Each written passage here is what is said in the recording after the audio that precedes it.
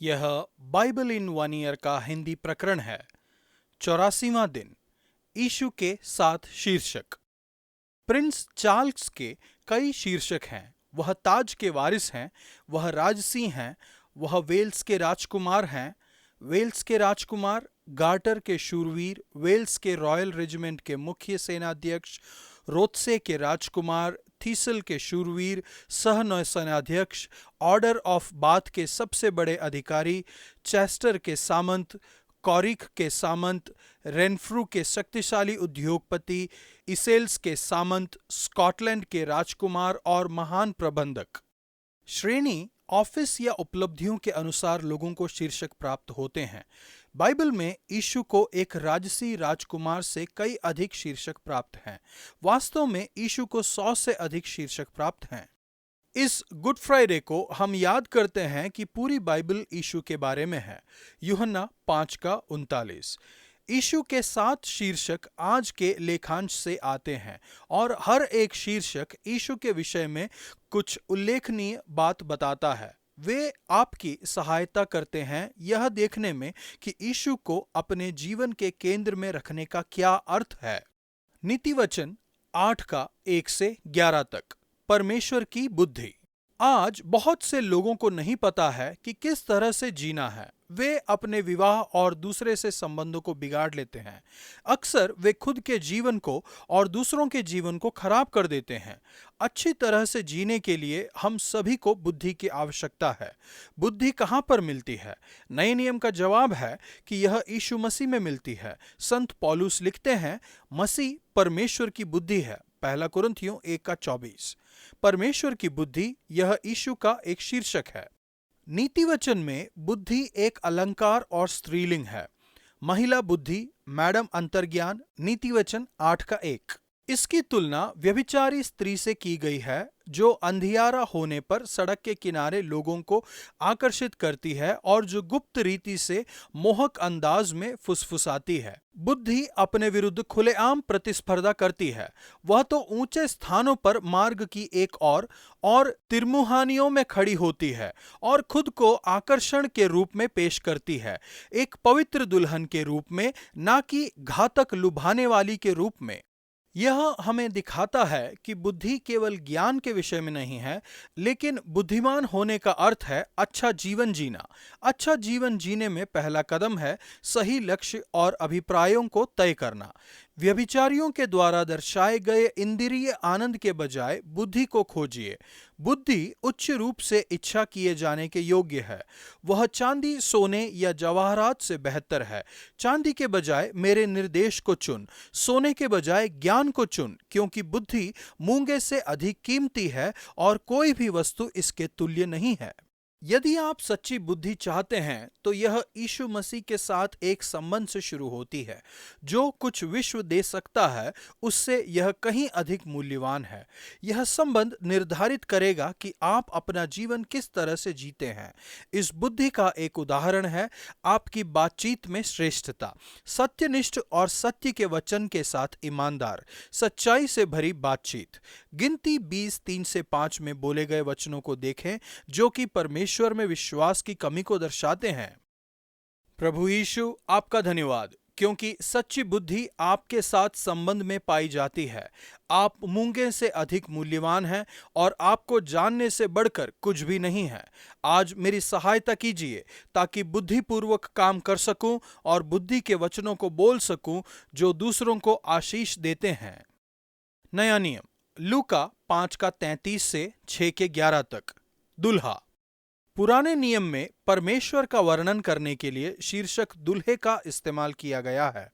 जैसा एक दुल्हा अपनी दुल्हन के लिए आनंद मनाता है, वैसे ही आपके परमेश्वर आपके लिए आनंद मनाएंगे।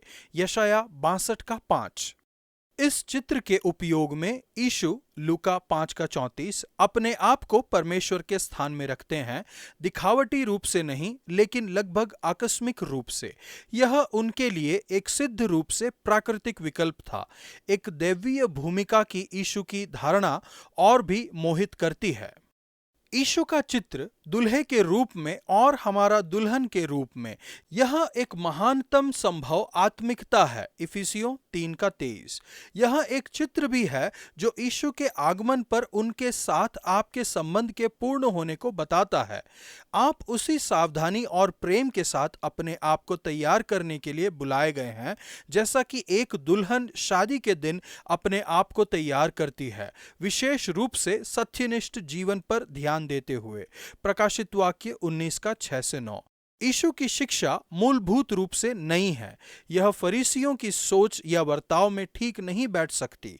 लूका 5:36-39।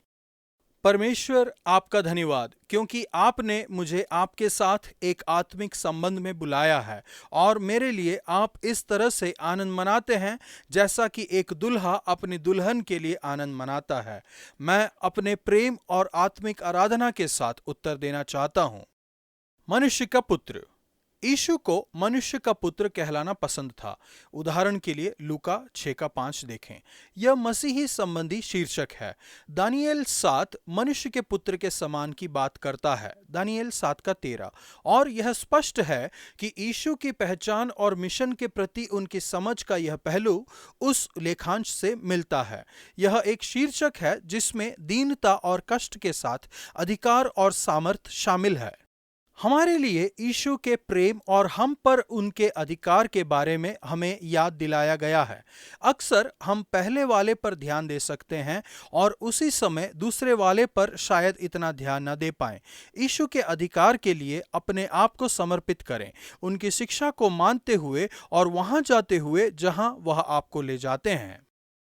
परमेश्वर आपका धन्यवाद, क्योंकि आप मनुष्य के पुत्र के प्रतिनिधि हैं, जिसने पहले गुड फ्राइडे को मेरे लिए कष्ट उठाया था।